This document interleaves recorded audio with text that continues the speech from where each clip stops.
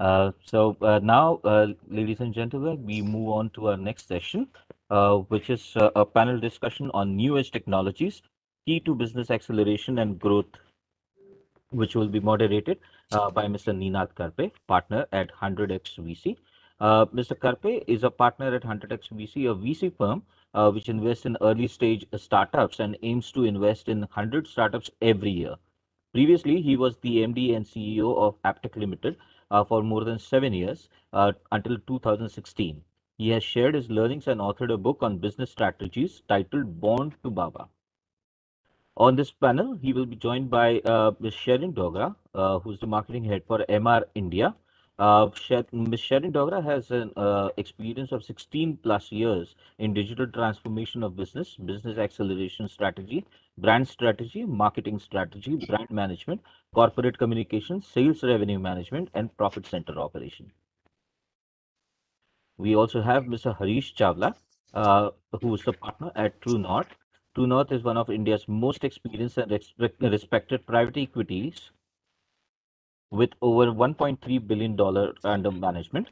At True North, he focuses on investments in the food and consumer sectors, where he identifies and helps transform mid-sized businesses, which he is renowned for his leadership in transforming the Network 18 group into a formidable media network. We also have Mr. Mark Taylor, Managing Director, MENA Plus India. Mr. Taylor comes with over 25 years of experience in developing project management teams. He is a client and people-focused business leader with the ability to implement clear management processes that deliver bottom-line results. His significant international experience includes having operated in the Middle East and North Africa, Central and Eastern Europe, Southeast Asia, as well as the UK. On the session, we also have Mr. Rahul Ponge, who's the CBO for Anarock Group. Rahul comes with 20 plus years of experience, which includes a succession, one minute, a successful stint at McDonald's, Times of India, Lodha Group, and Tata Realty. Currently at Anarock, he leads pan-India operations in strategy, sales, marketing, business development, key account management, channel distribution, international marketing, along with heading Anarock Digital Agency and Anarock Creative Agency business. We will be also joined by Mr. Jacob, who is the Managing Director and Country Head of Apla Complex, with over 18 years of experience in domestic and international markets. And his current role focuses on technology-driven real estate brokerage operations across UAE, Oman, Kuwait, Bahrain, Saudi Arabia, as well as high-potential North African markets. Prior to joining Anarock, Mr. Sajay was the Executive Director and Head Marketing West Asia for JLL and was responsible for strategic marketing, business development support, and brand management. With this, I would request Mr. Karpe to take the session lead and please. Thank you, Pushkar, for those words of introduction. We have a panel ready and kicking to go. We have 30 minutes between us, so it will probably be like a Twitter-like response. People need to be sharp and sure. The topic is interesting, it is general and all-encompassing.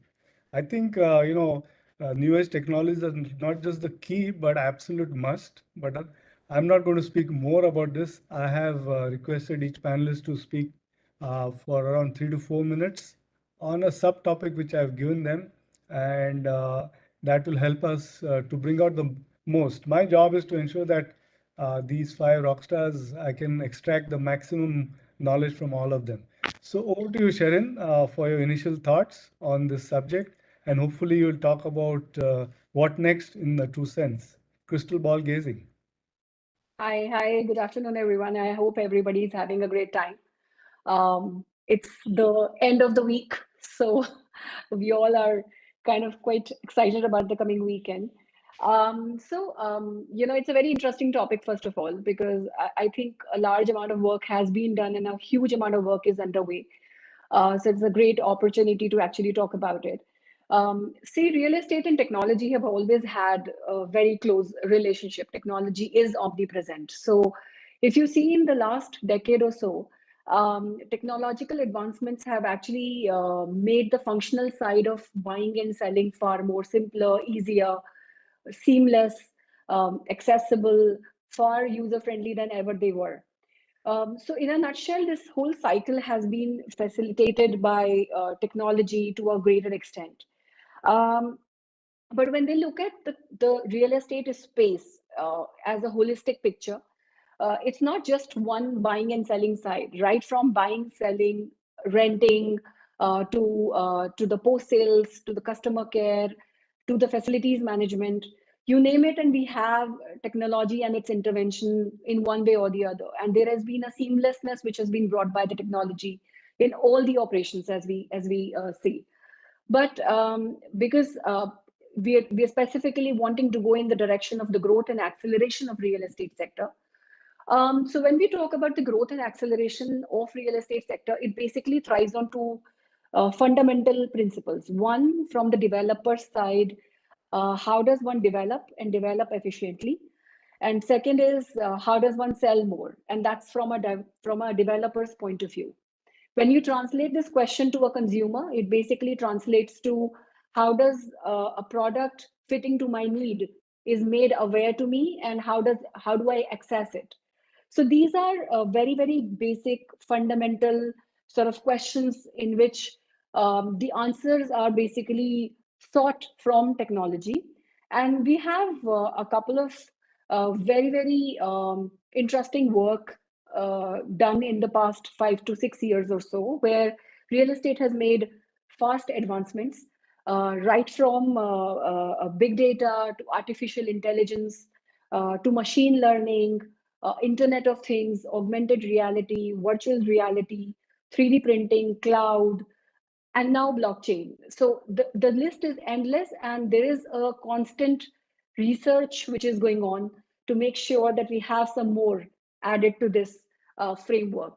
So while each of these technologies enable an array of uses, broadly the functions can be summarized as predicting patterns, forecasting, safety, which is a very, very important aspect in construction, adherence of timelines, improving productivity, risk mitigation, and better collaboration. That is from the developer's side. From the consumer point of view, technology basically becomes an answer to the enablement of an informed and more suited purchase decision.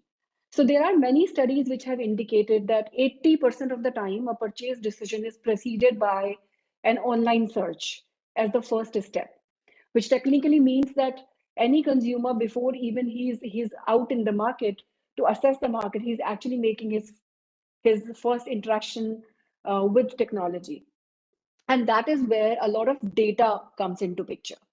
So when we are saying what has enabled a consumer to know the product and what has enabled a developer to offer a product, big data has come in a very big way. A lot of data which is coming in this space is basically churned and utilized for one, creating a customized offering by the developer, and two, by making a choice from the consumer side, from the available market space. And that's a very, very interesting domain, because a lot of work in the future right now, which is restricted to finding a product within uh, the spheres of budget, location, even the kind of a space needed to a typology, is going to be in times, with the help of predictive analysis, artificial intelligence, be actually thrown in a far more intelligent aspect. So in times to come, I think 3 or 4 years down the line, we can imagine that my persona or my digital persona will be used to tell me exactly what am I looking for, even when I don't punch in the kind of budget or typology I'm looking for. And that's very, very interesting as a future trend, which we can anticipate. The second thing which I myself am doing a little research on it is blockchain. Whilst I see blockchain is one aspect where we've been seeing it on digital exchanges, specifically in the cryptocurrency format more often. Largely, blockchain is also used to make a better workflow when it comes to construction. So the digitization of the contracts, finding out milestones, uh, on the completion of milestone, triggering a payment with the digital validation of the milestone, that is an aspect of blockchain which will be used by this sector very, very exhaustively. So I see a huge amount of work coming and happening in this manner, wherein the real estate space is going to benefit a lot. Um, I will also talk about blockchain when it comes to the consumer side.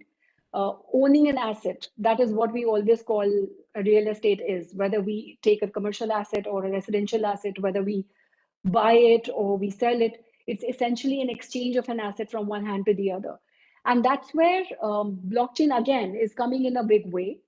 We have It's completely absolutely fresh on the shelf when we see non-fungible tokens, which is NFTs, actually coming into the picture, and people being able to, without the hassles of a very, very extensive exhaustive paperwork, to be able to exchange the asset as NFT from one hand to the other and actually build upon as the asset portfolio. So I see this as a very big trend in the coming times, and that's a very specific side of what technology has for us in the short to long term. Great. That was great. In very short period, you kind of painted a good landscape of things to come. I'll quickly move over to Mark Taylor, and he's going to fundamentally talk about when the dust settles. Over to you, Mark. What will happen when the dust settles? Well, first of all, thank you for this opportunity. And when the dust settles, then hopefully I will make my way into India. It's been long overdue with the quarantine and that I have to endure at the moment. So I think the answer to the question is really about education. We've seen all new ways of working, certainly from a Middle East perspective where I'm based, although I'm in the UK at the moment. It's a cultural issue. It's a cultural issue about having to be seen to be present. When in actual fact now technology allows us to be much more efficient in how we deliver services, and it's all about the data. So Sharon, I think data is absolutely key. We're all a data-driven society. Everything that we do is about data. And in terms of real estate and construction, there are so many new platforms out there. We could talk about Optimize, Disperse. There's even a piece of software called Boris, nothing to do with the British Prime Minister. Trimble, Lobster, Synchro, Yellow Jacket. All these are software solutions that I believe if clients understand how they all talk to each other and how they synchronize, one will actually drive the cost of construction down, and you'll get better accuracy and delivery. All of this thing is about logistics, waste management, health and safety, 360 monitoring. So you don't have to have people walking construction sites anymore. You can actually have systems set up so you get real-time progress, helps with decision making, delay analysis. So, the topic of when the dust settles, I do hope that we don't go back to the way it was, because we've shown that we can deliver in a more agile, flexible way that's good for people. Buildings don't build themselves; people are required. And look, we can just work more innovatively. I've been overseas for 26 years, and I'll be the first to say that areas of the Middle East have not innovated as quickly as you would think. Yes, they've had great success, the UAE in particular, but how we are procured, how our services are delivered, needs to change. The model needs to change, and with that requires some new thinking. So when the dust settles, I'm hoping to get into clients and educate them, and I mean that in a respectful way, around how we can offer our services as consultants slightly differently, and to show the value add that brings. Okay, Not great. sure if that answers your question. I can talk forever. I know. But let's hope to see you soon, and let's hope the dust settles soon in India and all across the globe. But that was very nice education, and you've covered a lot of points. I'll quickly move over to an old friend, Harish. I've known him for many, many years. He's a man with the Midas touch. Whatever he touches turns to gold. I've seen him in multiple avatars. So his latest, in the next 3 minutes, he's going to let out all his secrets. What do investors look for when they invest in real estate? Over to you, Thanks, Harish. Nana. Thanks for having me here. You asked me for an investor's perspective.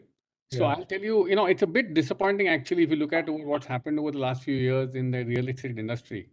I mean, almost $1 billion or more have flown into the consumer side of consumer tech of real estate, trying to generate more demand. Massive amount of money has gone there, and we have a handful of few companies that clearly are still yet to make a reasonable amount of money there, and they've all tried to disintermediate the market, which is very, very tough to do in such a fragmented, unorganized sector. I think that's the history there. What I see going forward is clearly, I think we are in the real estate sector 2.0 in India with all the changes that have happened, several of them driven by the government actually with the RERA Act and the whole pressures of the market here. And therefore, we are now going to see a fundamental shift in the sector where, mega companies are going to rise from here. There is consolidation that's happening. A huge amount of capital will be required if you want to make this a really vibrant sector, which again is driven by trust. People can give the money to a developer. They have a sense of what they're going to get. There is a guarantee of what time it will be delivered. So I think we're in the second phase, and clearly now technology has to play a big role on the supply side. Because if I was investing in the sector, I will give money to somebody who can speed up the use of capital faster. So how efficiently use capital, how fast you can deploy capital. And if you try and answer those two questions, it shows you where technology needs to be deployed. I mean, between putting the first brick on the foundation of a building to delivering a house, imagine if all projects in India could become a year faster. And it's all possible. But we are not using technology enough because I don't think the whole market is giving value to the time just lost between customers waiting for the project to get ready. We're using antiquated technology in a lot of places to build. So I think what's clearly going to happen is the companies that realize that the speed and efficiency of capital utilization is going to be a differentiator. So imagine two developers doing 10 projects, and one of them can do 12 projects in the same year, right? Or in the same time zone, in a time frame. Money will flow to them. So clearly what's going to happen is that I think on the supply side, using technology to speed up the projects, to create clearly create flexible layouts, for example, for what customers want. Customers can sign up earlier, projects can be done faster. Capital has to be returned faster. I think gone are the days where you could sit on the project and make money. We've seen a lot of that happen, and some of that is happening again, even now as real estate prices have come back. But in several of the markets, I think we'll see stable real estate prices, and therefore speed and efficiency of capital utilization will make a difference whether the builder is funded or not and becomes a much larger company. So I think that's what we're going to see. And once you use this technology, you'll find that new models can be created. I mean, you can do fractional ownership, you can do many other things can come out. But technology will be the way to win for the companies that are coming up in the next decade or so. I mean, investors are going to look at how fast you're turning things around, how efficient your construction is, how much cost you're saving. It's a reality that which the industry will now face, and across the whole stack, from building to constructing to getting the services out to selling the project to collecting the money. The whole chain has to be really sorted out. So the money will flow in the right. Money will drive the next wave of technology actually. Okay, you never disappoint me, Harish. My fantastic points. Mega companies will come up. You mentioned you've thrown a challenge. Can projects be done a year faster? I mean, a lot of things you mentioned. Very, very interesting. I will, if we get time later, I will probably come back to you. I want to come to Sajay first and then Rahul. And Sajay is going to speak on prop tech companies. Will they bring true innovation, and will they will they become a game changer in Indian real estate? Over to you, Sajay Jacob. 3-4 minutes, please. Thanks, Ninad. Thanks. Yeah. Thank you, Ninad. I think what Paresh and Sherin and Mark have spoken are extremely important. Absolutely makes sense. Before I get into what we talk about from a perspective of prop tech and what are the disruption, I want to actually delve into what is the kind of disruption that it will sort finally. It's going to disrupt the way we envisage reach and scale. It's going to disrupt efficiency. It's going to disrupt productivity, all on the positive side. It's going to basically disrupt the construction side, disrupt the resident buying side, disrupt the entire society side where it is, and of course relook at the traditional way of doing things. I mean, look at it. Fintech and commerce tech have actually exploded, but to a certain extent, they are also doing spray and pray. Prop tech, on the other hand, is so pinpointed and so accurate, it can become the funnel through which fintech and construction tech can actually reach the right consumer. And that, I believe, is one of the outcomes of this disruption. And that, I believe, is an extremely strong game changer. And of course, if you look at the way that, the prop tech is actually disrupting the way of residents and, of course, the buyers who are actually in these properties. Did you ever envisage boom barriers being lifted through retina scanning? Did you ever envisage that school children will no longer, at least when they start going to school, they no longer have to wait in the hot sun, that they can get a notification on their mobile to come down when their school bus has reached? Or to the fact that you can actually make maintenance payments and bill payments, or actually you can figure out whether a Swiggy or a Zomato delivery is maximum in a particular micro market or region, and then concentrate efforts to get it in. All this is possible through prop tech. There is no other way. And of course, the cost benefit of it, you can actually economize the amount of staff that you require, economize the amount of utilities that you require.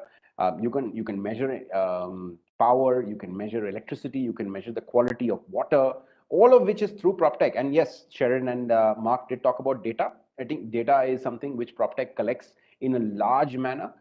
Can we mine that data and create game-changing tools and applications for this industry? Yes, we can. So therefore, to answer your question in a nutshell, can PropTech game-change the industry? It's already happening. Okay, it's already happening. Great. That was very good, quick and swift. Thank you, Sajay. I will now move to Rahul, and in a sense, he can kind of take a holistic view of what everyone has said, and he's going to speak on AI, RPA, virtual tools, all the new things which are happening. Is it here to stay? Over to you, Rahul. Thanks, Nidad, and thanks for having me here. I think the best part of going last is just have to summarize few things.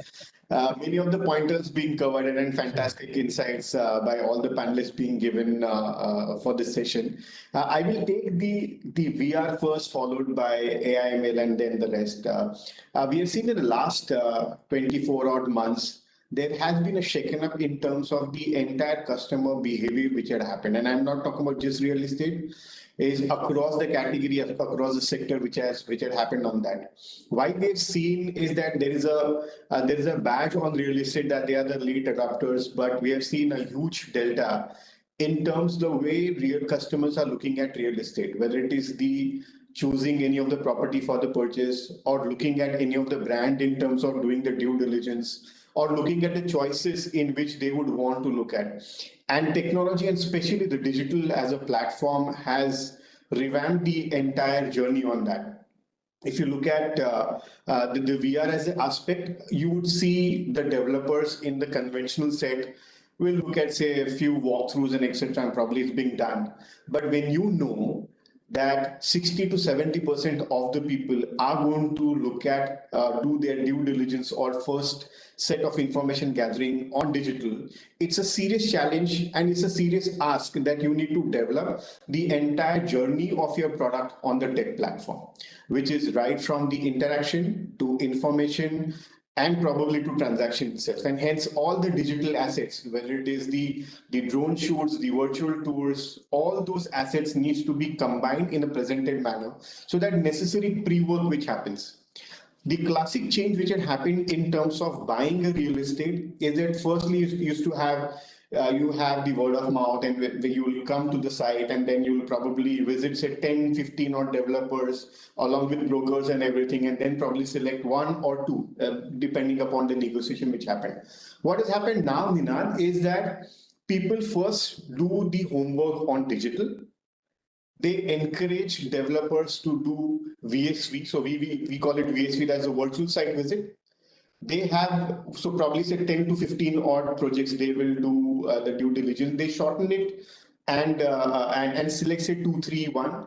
and then they visit say one or two. So the kind of information and the evolution of customer before they come on the site is much more sharper, and the ability for them to convert is much more higher. That's majority of the fundamental differences which had happened. So earlier, if probably say 10 developers out of 100 are adopting, investing into the entire tech platform, it's now 50 to 60%, which is coming across and going beyond on that. Secondly, what has happened is from the manual, how the systems or platforms can give you intelligence, which has become the hygiene for every developer, every marketer onto the same. Hence, AIML becomes absolutely crucial because over a period of time, developers are sitting on a plethora of data, whether it is leads, whether it is qualified leads, whether it is walk-ins, whether it is my bookings, whether it is how my customers will behave in terms of the collection, or how the customers will behave after living into the development which I've delivered on that. Everything is being scattered, but there are serious investments which are now happening by startup to consolidate and bringing meaningful intelligence to the developers. This simply look at how we can look at the revenue maximizer, what is the probability of customers giving references, what is the probability of the customer booking, even though that which employee will participate or perform better through the entire AIML. The bot as a concept is going very aggressive. We have seen regional languages, consumption of regional languages is going high. People are looking at video content much more seriously beyond just a text reading on the source. So whether it is chatbot, whether it is voice bot, etc., have become a hygiene for majority of the popular developers, so to say. So in short, it is absolutely being happening. And developers are consciously investing into this platform so that long-term perspective, the efficiencies and the ROI becomes much more sharper, and then the ability to make them smarter in any of the future decision making becomes relevant for them. Okay, great. I think you summarized it quite well. I'm cognizant of the time. We started 5 minutes late, so I'm going to end 5 minutes later than 4:15. So 20 past 4, I will put a hard stop. I'm very, I need to ask one or two questions, and I'm going to start with, what Harish mentioned. Can a project be done a year faster? I'm going to put it to Mark Taylor. So Mark Taylor, Harish said that if only projects can be done a year faster, things would change a lot. Can it be done, Mark? I think the answer is complex. In reality, there is no reason why, if we start looking at things like construction to production, that we can do a lot more off-site manufacturing. We've got a lot more technology into how buildings can be constructed. To do that, though, we're going to have to change the mindset of how developers think. We're going to have to change the mindset of how the supply chain is at the moment procured. And procurement's always been a big part of everything that I try and do and talk about, because if you get the procurement strategy right, that informs your contracting strategy, and that will inform your build plan, your program, your budget, and everything that goes with it. Unfortunately, the procurement strategies change. The package management approach change, the interfaces change, and you end up actually with more delays rather than efficiency. So the simple answer is yes, but it all starts right at the beginning with design and procurement if you're going to get your building accelerated and fast-tracked. Sure. So simple answer is yes. I want to address a question to Harish, and quick response. PropTech, are we seeing the same level of innovation as in other industries, or it is not the same? I guess it is, I think we've seen a wave of innovation come in, and some of it got propelled by COVID, and that's been the change. I think with COVID, a lot of things actually took, hold because the customer journey got shifted to digital. But otherwise, we have not seen enough innovation so far. All we have done is remove friction from discovery. We have not made contracting easier. We have not made, many other aspects of the whole supply chain of the house or building a project, selling a project. It's not speeded up to the extent it could be. Okay. It's just the consumer tech side where valuations were driving things that's got friction removing going on, and frankly that friction removing hasn't worked. You end up having to work with a channel partner to sell projects, and that's the reality in India. Because a project buying a house is such a complex and such a high involvement decision that you need a real estate agent to help you through that, and therefore a lot of money got wasted in just trying to disintermediate this market, which not paid off. So Sharon, a quick, 1 or 2 line response. AI, is it a hype as far as in real estate, or is it happening? Just a quick It's not response. hyped at all, Ninad. It's basically a choice of investment, and I think largely this sector grapples with the investment one has to make to be able to utilize these tools. I think the industry is just getting there. Once the wave comes where everybody starts following the practice, I think we will reach a more maturer stage when these technologies will be used far more effectively than they are. They are available in the market, but it's just that they have to be now utilized by us. Okay, to be utilized. Sajay, Harish mentioned about mega companies and a long way to go for investment, lot of scope. Do you think it's going to happen, or are we going to remain like this for next couple of years and then a big breakthrough will happen? Quick 1 or 2 line response, Sajay. So Ninad, I think it's going to happen. There will be consolidation which will come in. There will be investments which will come into the sector. But I think they will be very strategic. There's going to be a lot of good capital chasing strategic intent rather than easy money. As and when valuations keep increasing, I think there has to be some rationale to drive those valuations. Most organizations are now looking at sustainability of businesses. And given the sustainability of businesses in the prop tech side, it still has to be seen. So yes, there is intent, there is good intent, and we should definitely see a flurry of movement on this side. Okay, and a quick response from Rahul on Mark's observation that education, to the builder, education, everything is critical. Is it happening, or it's a long way to go? Just a quick 1 or 2 lines. Quickly, yes. I think developers are now open to know, understand, which otherwise is being blocked. So when you know for the fact that there is no option, this is the way to move ahead, better to learn. And hence, as Mark rightly put it across, it's just not quick adoption, but serious attempt will go in educating themselves, getting convinced, and then is an execution which will happen. Great. So I've got 2 minutes, and I'm going to take this chance to put all of you through rapid fire. Just 3 questions each. You have to quickly respond, fast, quick, and furious. I'll start with Sharon. Work from home or work from anywhere? Work from anywhere. Technology in real estate, revenue maximizer or needed to the core? Needed to the core. Analysis or intuition? Analysis. Analysis it is. Mark Taylor, quick. COVID has forced many positive changes in Indian real estate. Yes or no? Is Mark there? Yep, I'm here. Yeah. So rapid fire, Mark. You've got just 2 seconds to respond. COVID has forced many positive changes in the Indian real estate. Agree or disagree? We can't hear you, Mark. Mute. You're on mute, Mark. Just can you repeat that for me? The line broke up. So COVID has forced many positive changes in the Indian real estate. Agree or disagree? Disagree. Disagree. Technology in real estate. Implementation of technology in real estate. Reluctant or enthusiastic? Enthusiastic. Enthusiastic. Great. That's good to hear. Speed or efficiency? Oh, efficiency. Efficiency. Okay. Over to my good friend Harish. I hope you take my calls next time after this. When you invest, what do you look at? What can go right or what can go wrong?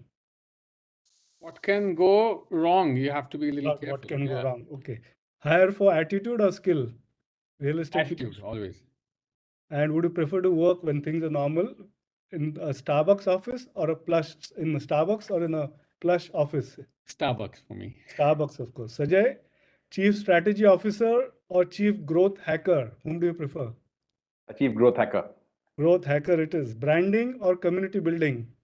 Community building. Friday evening or Monday morning?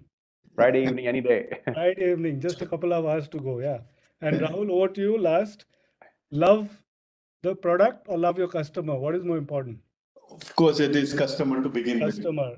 AI in real estate, hype or reality? Reality. Reality. And tomorrow, if you have chance for lunch, whom would you select if you have a chance between these two people? Deepak Parekh or Amitabh Bachchan? Deepak Parekh always. Deepak Parekh, always it is. So great. We are at 4:20. I need to stop. We have taken 5 minutes, not because the last session started 5 minutes later. I think we covered a lot of ground. Sharon spoke a lot about big data, AI, 80% decision being made by search. Mark Taylor made some very interesting point, data, education. Harish, as usual, was great, speaking about speed of capital returning. And Sajay spoke about PropTechs, and Rahul, as usual, was fantastic. Thank you, panelists. It was a great session, 30 minutes packed with a lot of knowledge. Thank you for joining, and over to you, CII. Thank you. Thank you. Thank you, Mr. Thank you. Kathy. Thank you. Thank you, Ninad. Very well moderated. Thank you.